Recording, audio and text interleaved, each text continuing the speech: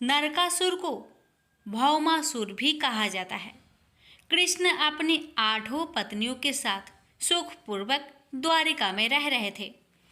एक दिन स्वर्ग लोक के राजा देवराज इंद्र ने आकर उनसे प्रार्थना की, हे कृष्ण, प्राज्ञा ज्योतिषपुर के दैत्यराज भौमासुर के अत्याचार से देवतागण त्राही त्राही कर रहे हैं। क्रूर भौमासुर ने वरुण का छत्र, अदिति के कुंडल और देवताओं की मणि छीन ली है और वह त्रिलोकी विजय हो गया है। इंद्र ने कहा, भौमासुर ने पृथ्वी के कई राजाओं और आम जनों की अति सुंदर कन्याओं का हरण कर उन्हें अपने यहाँ बंद गृह में डाल रखा है। कृपया आप हमें बचाइए प्रभु। इंद्र की प्रार्थना स्वीकार करके श्री कृष्ण अपनी प्रिय पत्नी सत्यभामा को साथ लेकर गरुड़ पर सवार हो प्राज्ञ ज्योतिषपुर पहुँचे। वहां पहुंचकर भगवान कृष्ण ने अपनी पत्नी सत्यभामा की सहायता से सबसे पहले मूर दैत्य सहित मूर के 6 पुत्रों ताम्र, अंतरिक्ष, श्रवण, बिभा, वसु, नभ, श्रवण और अरुण का संहार किया। मूर दैत्य का वध हो जाने का समाचार सुन भौमासुर अपने अनेक सेनापतियों और दैत्यों की सेना के साथ लेकर युद्ध के लिए निकला। भौमासुर को स्त्री के हाथों मरने का श्राप था, इसलिए भगवान श्री कृष्ण ने अपनी पत्नी सत्यभामा को सारथी बनाया और घोर युद्ध के बाद अंत में कृष्ण ने सत्यभामा की सहायता से उसका वध कर डाला। इस प्रकार भौमासुर को मारकर श्री कृष्ण ने उसके पुत्र भगदत्त को अभयदान देकर उसे प्राज्ञ ज्योतिष का राजा बनाया। भगदत्त कौरवों की ओर से महाभारत युद्ध में लड़ता है। जिस दिन श्री कृष्ण ने भौमासुर का वध किया था उस दिन कार्तिक माह के चतुर्थी थी, इसलिए उसे नरक चतुर्थी भी कहा जाता है। इस दिन श्री कृष्ण ने भौमासुर अर्थात नरकासुर का वध किया था और उसकी कैद से लगभग 16,000 महिलाओं को मुक्त कराया था। इसी खुशी के कारण दीप जलाकर उत्सव मनाया जाता है। अब सुनिए दूसरी कथा। इस दिन दक्षिण भारत में वामन पूजा का भी प्रचलन है। कहते हैं कि इस दिन राजा बलि महाबली को भगवान विष्णु ने वामन अवतार में हर साल उनके यहाँ पहुँचने का आशीर्वाद दिया था। इसी कारण से वामन पूजा की जाती है। असुर राज बलि बोले, हे भगवान, आपने कार्तिक कृष्ण त्रयोदशी से लेकर अमावस्या की अवधि में मेरी संपूर्ण पृथ्वी नाप ली है, इसलिए जो व्यक्ति मेरे राज्य में चतुर्दशी के दिन यमराज के निमित्त दीपदान करेगा उसे यम यातना नहीं होनी चाहिए, और जो व्यक्ति इन दिनों में दीपावली का पर्व मनाए उनके घर को लक्ष्मी जी कभी छोड़े ना, ऐसा वरदान दीजिए। यह प्रार्थना सुनकर भगवान वामन बोले, राजन, ऐसा ही होगा तथास्तु। भगवान वामन द्वारा राजा बलि को दिए इस वरदान के बाद से ही नरक चतुर्थी के दिन यमराज के निमित्त व्रत पूजन और दीपदान का प्रचलन आरंभ हुआ। तीसरी कथा ये है कि रतिदेव नामक एक धर्मात्मा राजा थे। उन्होंने अनजाने में भी कोई पाप नहीं किया था। फिर भी जब मृत्यु का समय आया तो यमदूत उन्हें नरक ले जाने के लिए आ धमके। राजा ने कहा कि आप मुझ पर कृपा करें और बताएं कि मेरे किस अपराध के कारण मुझे नरक जाना पड़ रहा है। यह सुनकर यमदूत ने कहा कि हे राजन, एक बार आपके द्वार से एक ब्राह्मण भूखा लौट गया था। यह उसी पाप कर्म का फल है। यह सुनकर राजा ने यमदूत से 1 वर्ष का समय मांगा। तब यमदूतों ने राजा को 1 वर्ष का मोहलत दे दी। राजा अपनी चिंता लेकर ऋषियों के पास पहुँचे और उन्हें अपनी सारी कहानी सुनाकर उनसे इस पाप से मुक्ति का उपाय पूछा। तब ऋषि ने उन्हें बताया कि कार्तिक मास की कृष्णा पक्ष की चतुर्दशी का व्रत करें और ब्राह्मणों को भोजन करवाकर उनके प्रति हुए अपने अपराधों के लिए क्षमा याचना करें। राजा ने वैसा ही किया जैसा ऋषियों ने उन्हें बताया। इस प्रकार राजा पाप मुक्त हुए और उन्हें विष्णु लोक में स्थान प्राप्त हुआ। उस दिन से पाप और नरक से मुक्ति हेतु भूलोक में कार्तिक चतुर्दशी के दिन का व्रत प्रचलित है। प्रेम से बोलिए जय श्री कृष्ण, राधे राधे। एक बूढ़ा ब्राह्मण था। वह रोज पीपल को जल से सींचता था। पीपल में से रोज एक लड़की निकलती और कहती, पिताजी मैं आपके साथ जाऊंगी। यह सुनते सुनते बूढ़ा दिन व दिन कमजोर होने लगा। तो बुढ़िया ने पूछा कि क्या बात है। बूढ़ा बोला कि पीपल से एक लड़की निकलती है और कहती है कि वह भी मेरे साथ चलेगी। बुढ़िया बोली कि कल ले आना उस लड़की को। जहाँ 6 लड़कियां पहले से ही है हमारे घर में, वहाँ 7वीं लड़की और सही। अगले दिन बूढ़ा उस लड़की को घर ले आया। घर लाने के बाद बूढ़ा ब्राह्मण आटा मांगने गया तो उसे पहले दिनों की अपेक्षा आज ज़्यादा आटा मिला था। जब बुढ़िया वह आटा छानने लगी तो लड़की ने कहा कि लाओ माँ, मैं छान देती हूँ। जब वह आटा छानने बैठी तो पारात भर गई।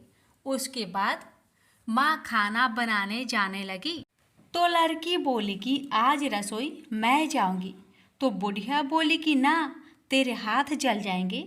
लेकिन लड़की नहीं मानी और वह रसोई में खाना बनाने गई तो उसने तरह तरह के 36 व्यंजन बना डाले और आज सभी ने भर पेट खाना खाया। इससे पहले वह आधा पेट भूखा ही रहते थे।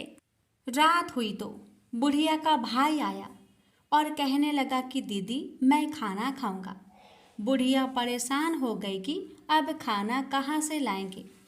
लड़की ने पूछा क्या बात है माँ। उसने कहा कि तेरा मामा आया है और रोटी खाएगा, लेकिन रोटी तो सबने खा ली है। अब उसके लिए कहाँ से लाऊंगी। लड़की बोली कि तू चिंता मत कर, मैं बना दूंगी। और वह रसोई में गई और मामा के लिए 36 व्यंजन बना दिए।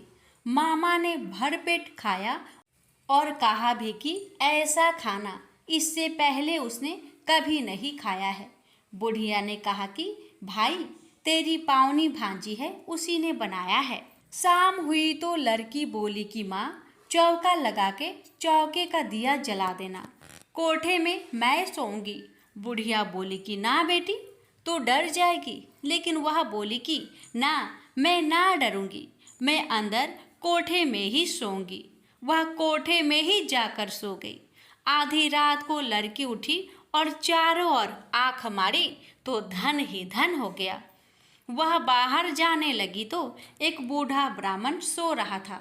उसने देखा तो कहा कि बेटी तू कहाँ चली। लड़की बोली कि मैं तो दरिद्रता दूर करने आई थी, अगर तुम्हें दूर करवानी है तो करवा लो। उसने बूढ़े के घर में भी आंख से देखा तो चारों ओर धन ही धन हो गया। सुबह सवेरे सब उठे तो लड़की को ना पाकर उसे ढूंढने लगे कि पावनी बेटी कहाँ चली गई। बूढ़ा ब्राह्मण बोला कि वह तो लक्ष्मी माता थी, जो तुम्हारे साथ मेरी दरिद्रता भी दूर कर गई। हे लक्ष्मी माता, जैसे आपने उनकी दरिद्रता दूर की, वैसे ही सबकी करना। 9 ग्रहों की कथा। किसी गांव में 2 भाई बहन रहते थे। एक बार भाई अपनी बहन से मिलने जा रहा था। रास्ते में एक सांप बैठा था जो भाई को डसने को तैयार था। भाई ने सांप से विनती की, तू मुझे मत डस, क्योंकि मैं अपनी माँ का इकलौता बेटा हूँ और अपनी बहन का भी एक ही भाई हूँ। सांप नहीं माना। उसने कहा कि तेरी 9 ग्रह की दशा चल रही है, मैं तुझे डसूंगा ही। भाई बोला ठीक है, मुझे डसना ही है तो डस लेना, लेकिन मुझे अपनी बहन से मिलकर आने दे। सांप फिर बोला कि क्या पता तू इस रास्ते से आए कि ना आए, इसलिए मुझे तो अभी डसने दो। भाई ने सांप से कहा कि ठीक है, तुझे मुझ पर विश्वास नहीं तो तू मेरे साथ मेरे थैले में बैठ जा। उसने सांप को अपने थैले में रखा और ऊपर से उस पर फूल पत्ते रख दिए। भाई बहन के घर पहुंचा तो उस समय बहन नवग्रह की कहानी कह रही थी। बहन ने कहा कि भाई तू पहले बैठ जा, पहले हम कहानी कहेंगे फिर दोनों बात करेंगे।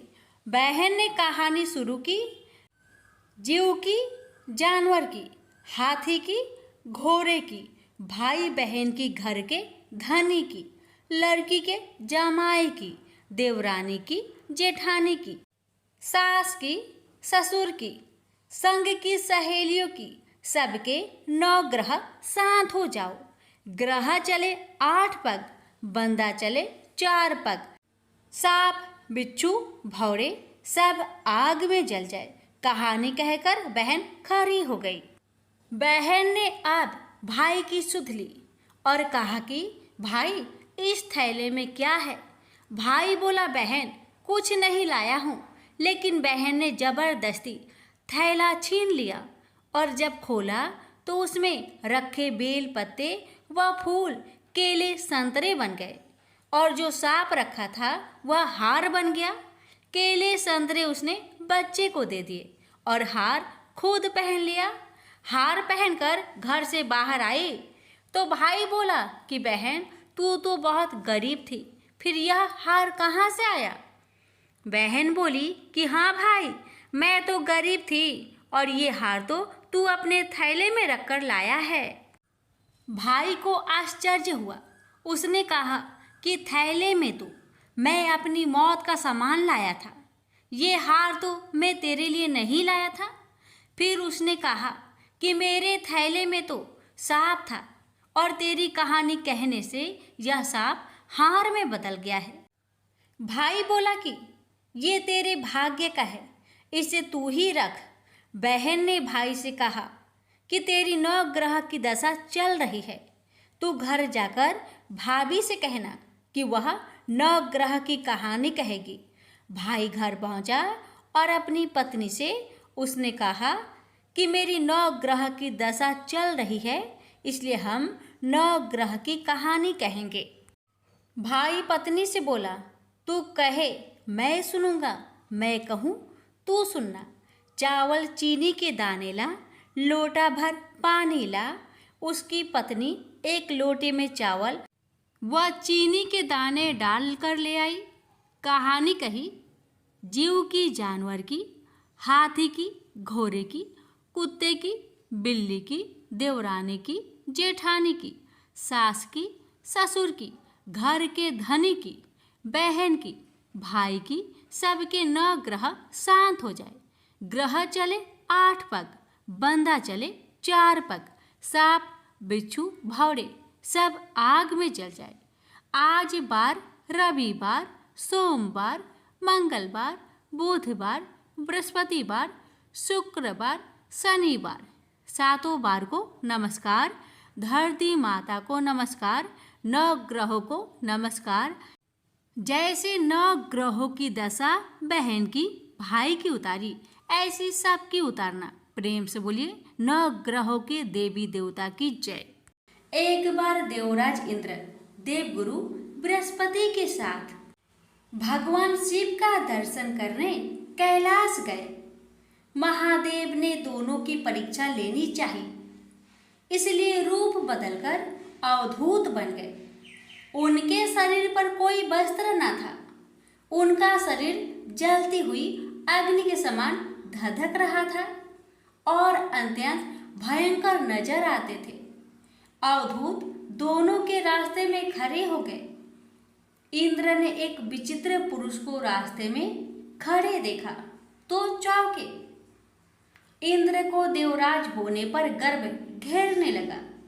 उन्होंने उस भयंकर पुरुष से पूछा, तुम कौन हो? भगवान शिव अभी कैलाश पर विराज रहे हैं या कहीं भ्रमण पर है? मैं उनके दर्शन के लिए आया हूँ। इंद्र ने कई प्रश्न किए, लेकिन वह पुरुष योगियों के समान मौन ही रहे। इंद्र को लगा कि एक साधारण प्राणी उनका अपमान कर रहा है।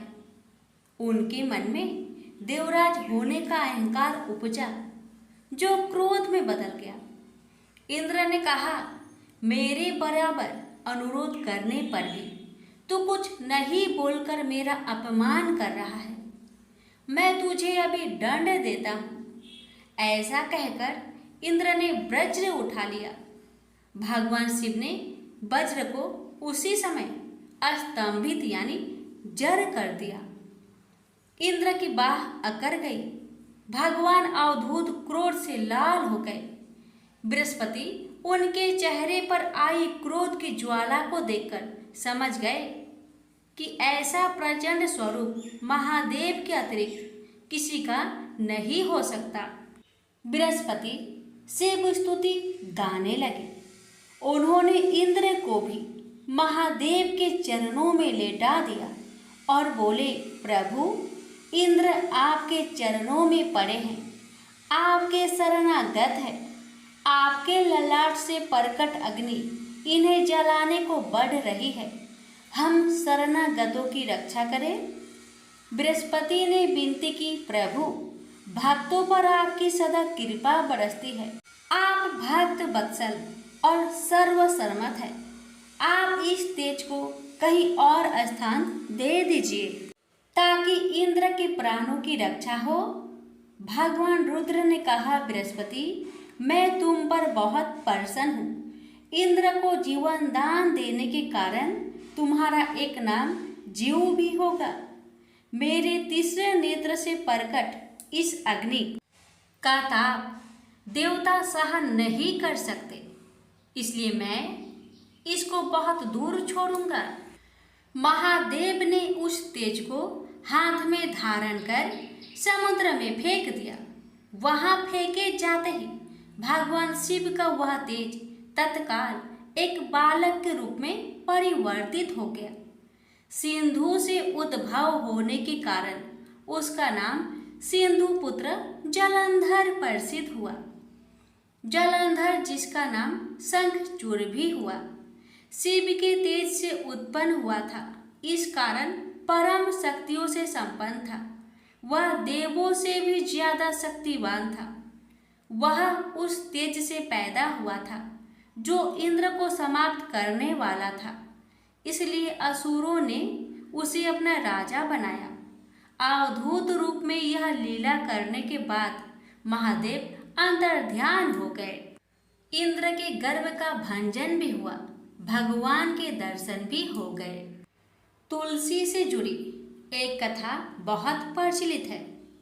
श्रीमद् देवी भागवत पुराण में इनके अवतरण की दिव्य लीला कथा भी बनाई गई है। एक बार शिव ने अपने तेज को समुद्र में फेंक दिया था। उससे एक महातेजस्वी बालक ने जन्म लिया। यह बालक आगे चलकर जालंधर के नाम से पराक्रमी दैत्य राजा बना। इसकी राजधानी का नाम जालंधर नगरी था। दैत्यराज काल नेमि की कन्या वृंदा का विवाह जालंधर से हुआ। जालंधर महाराक्षस था। अपनी सत्ता के मद में चूर उसने माता लक्ष्मी को पाने की कामना से युद्ध किया, परंतु समुद्र से ही उत्पन्न होने के कारण माता लक्ष्मी ने उसे अपने भाई के रूप में स्वीकार किया। वहां से पराजित होकर वह देवी पार्वती को पाने की लालसा से कैलाश पर्वत पर गया। भगवान देवाधिदेव शिव का ही रूप धरकर माता पार्वती के समीप गया, परंतु माँ ने अपने योग बल से उसे तुरंत पहचान लिया तथा वहां से अंतर्ध्यान हो गई। देवी पार्वती ने क्रोध होकर सारा वृत्तांत भगवान विष्णु को सुनाया। जालंधर की पत्नी वृंदा अत्यंत पतिव्रता स्त्री थी। उसी के पतिव्रत धर्म की शक्ति से जालंधर ना तो मारा जाता था और ना ही पराजित होता था। इसलिए जालंधर का नाश करने के लिए वृंदा के पतिव्रत धर्म को भंग करना बहुत जरूरी था। इसी कारण भगवान विष्णु ऋषि का भेष धारण कर वन में जा पहुँचे, जहाँ वृंदा अकेली भ्रमण कर रही थी। भगवान के साथ दो मायावी राक्षस भी थे, जिन्हें देखकर वृंदा भयभीत हो गई। ऋषि ने वृंदा के सामने पल में दोनों को भस्म कर दिया। उनकी शक्ति देखकर वृंदा ने कैलाश पर्वत पर महादेव के साथ युद्ध कर रहे अपने पति जालंधर के बारे में पूछा। ऋषि ने अपनी माया जाल से दो बानर प्रकट किए। एक बानर के हाथ में जालंधर का सिर था तथा दूसरे के हाथ में धर। अपने पति की यह दशा देखकर वृंदा मूर्छित होकर गिर पड़ी। होश में आने पर उन्होंने ऋषि रूपी भगवान विष्णु से विनती की कि वह उसके पति को जीवित करे। भगवान ने अपनी माया से पुनः जालंधर का सिर धड़ से जोड़ दिया, परंतु स्वयं भी वह उसी शरीर में प्रवेश कर गए। वृंदा को इस छल का जरा आभास न हुआ। जालंधर बने भगवान के साथ वृंदा पतिव्रता का व्यवहार करने लगी, जिससे उसका अस्तित्व भंग हो गया।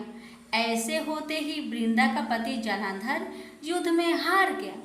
इस सारी लीला का जब वृंदा को पता चला तो उसने क्रोध होकर भगवान विष्णु को शीला होने का श्राप दे दिया तथा स्वयं सती हो गई। जहाँ वृंदा भस्म हुई वहाँ तुलसी का पौधा उगा। भगवान विष्णु ने वृंदा से कहा, हे वृंदा, तुम अपने अस्तित्व के कारण मुझे लक्ष्मी से भी अधिक प्रिय हो गई हो। अब तुम तुलसी के रूप में सदा मेरे साथ रहोगी। जो मनुष्य भी मेरे शालिग्राम रूप के साथ तुलसी का विवाह करेगा, उसे इस लोक और परलोक में विपुल यश प्राप्त होगा। जिस घर में तुलसी होती है वहाँ यम के दूत भी असमय नहीं जा सकते। गंगा व नर्मदा के जल में स्नान तथा तुलसी का पूजन बराबर माना जाता है। चाहे मनुष्य कितना भी पापी क्यों न हो, मृत्यु के समय जिसके प्राण मंजरी रहित तुलसी और गंगा जल मुख में रखकर निकल जाते हैं, वह पापों से मुक्त होकर बैकुंठ धाम को प्राप्त होता है। जो मनुष्य तुलसी व आंवले की छाया में अपने पितरों का श्राद्ध करता है, उसके पितर मोक्ष को प्राप्त हो जाते हैं। उसी दैत्य जालंधर की यह भूमि जालंधर नाम से विख्यात है। सती वृंदा का मंदिर मोहल्ला कोट किशनचंद में स्थित है। कहते हैं इस स्थान पर एक प्राचीन गुफा थी जो सीधी हरिद्वार तक जाती थी। प्रेम से बोलिए जय श्री हरि।